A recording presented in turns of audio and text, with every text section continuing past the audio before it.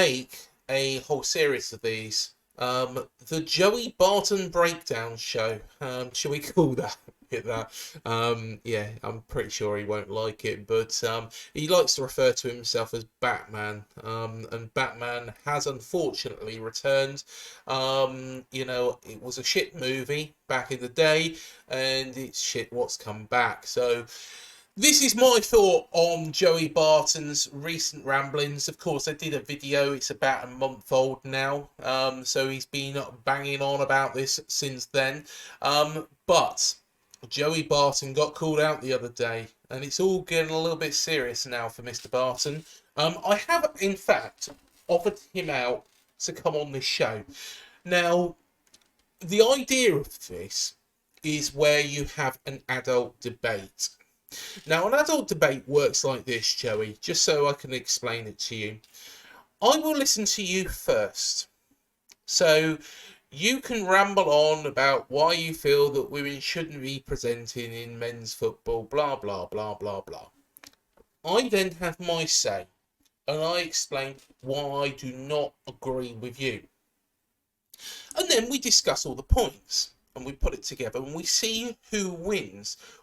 Neither of us might win on the show, but then people can make their minds up, who watch it. That is how a debate works.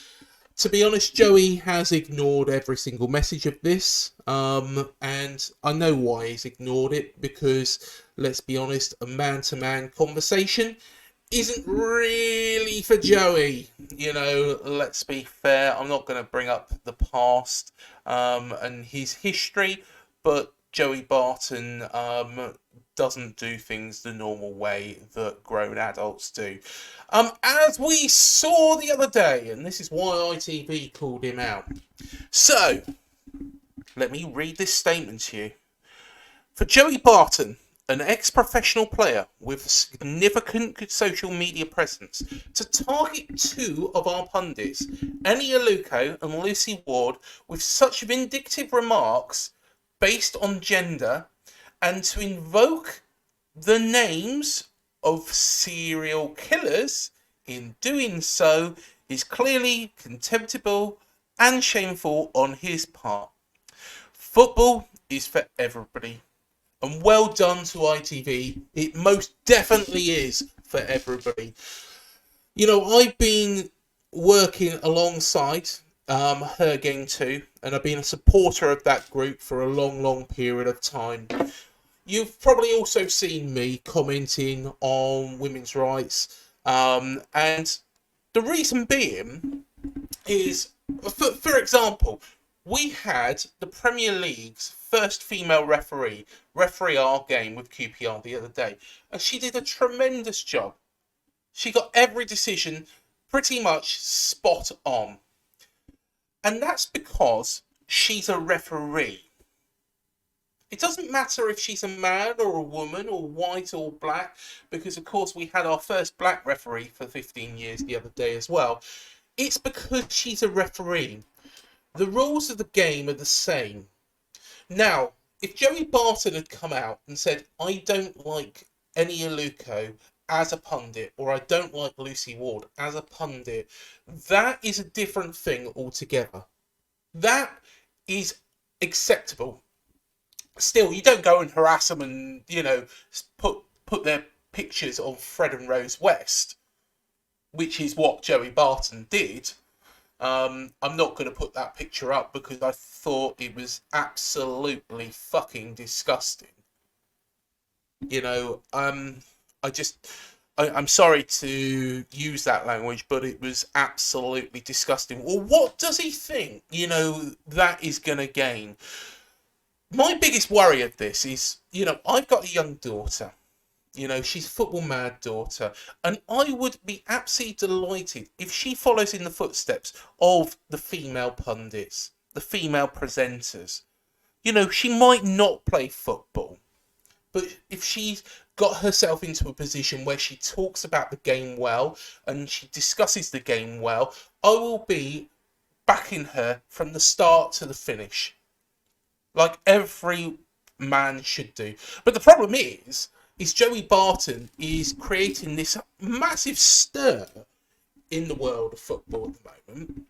And I am absolutely horrified that some of these people that are, actually commentating and saying, well done, Joey, well done, well said, they're actually fathers themselves. And if they're fathers themselves of, young girls that, have got a dream, who want to become something, and there is Joey Barton turning around and saying, well, you can't play football, men's football, so you shouldn't be commenting on it. What message does that send to the world? We're not in 1959. We're in 2024, Joey. Back years ago, before you was even born, the whole... I guess that, people were different. There was a kind of... I'm trying to word this the right way, but, it wasn't thought of, back then. It was a completely different era. That's where I'm trying to get to. Completely different era. Finding my words here. Because I'm so angry with this situation. It's just disgusting. We'll come on to Jeremy Vine in a moment because, he is a grown adult. And, he's somebody who has been standing up for the pundits and presenters and has done so remarkably. And Joey Barton's gone on after him now. So the problem is... But what I am saying is that I respect anybody who gets to a position by hard work, by graft, and that's what these female pundits and presenters have done. They haven't just been given the jobs.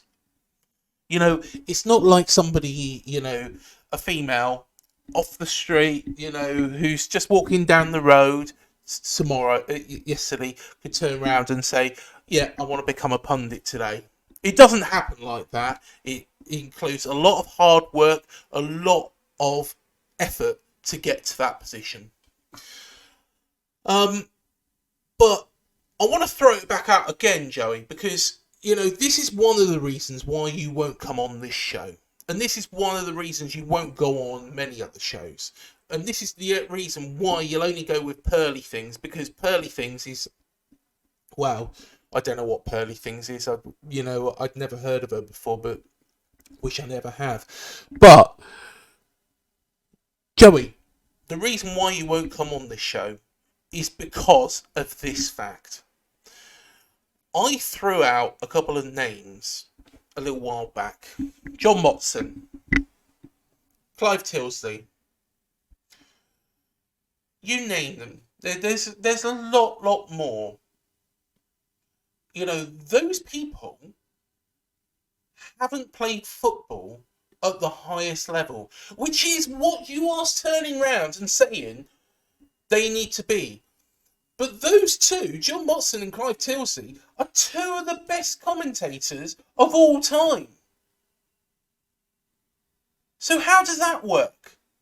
Was Des Lynam meant for a football player? I honestly, it really is ridiculous, and this is why I'm saying this, because everybody should have the right, if I, become a TV presenter at one point in my life, and I would love to, that would be through hard work. That wouldn't be through being a footballer. There's men's pundits that, I'm not particularly a fan of. I'm not going to call them out. I'm not going to turn around and say any names here. But, at the end of the day, that's the way of the world. You can have a right of, I don't like this pundit. I don't like this pundit. But not stereotyping them. It really is ridiculous. Of course, Gary Neville congratulated ITV on their comments, and Joey Barton started to try and attack him. and so on and so forth. And then, of course, he's made some comments about people. Now, this is horrible. This is horrible because everybody has got a history. Nobody's squeaky clean in this world. Absolutely nobody's squeaky clean. Everybody's, done things that maybe they regret. Maybe they don't. Maybe they don't, but they don't want it in the public eye. But Joey Barton is threatening to out things. Now, a lot of these things, because Jeremy Vine this morning as well, pulled up a tweet that Joey Barton had put out, and he said, well, that's not true. A lot of these things are what you would call horse shit. So a lot of them, they're just made up things that, Joey Barton has just thought of. And the thing is it's now getting to a point where Joey Barton's going to be in a lot of hot water himself, because you can't turn around and start saying lies. I'm giving an opinion here. You're more than welcome to give an opinion, but you're not able to. You can't defame somebody. It's defamation of character. You can't say something that is not true. There is things that should be kept private. There's things that Joey Barton, would probably want to keep private himself. And everybody's shown him the respect of doing just that. But there's now a case where Joey Barton is just trying to attack anybody and everybody, and then the sort of things he's saying to Jeremy Vine, this morning is, well, he's going to be in a lot of trouble. I think he's going to be in a lot of trouble.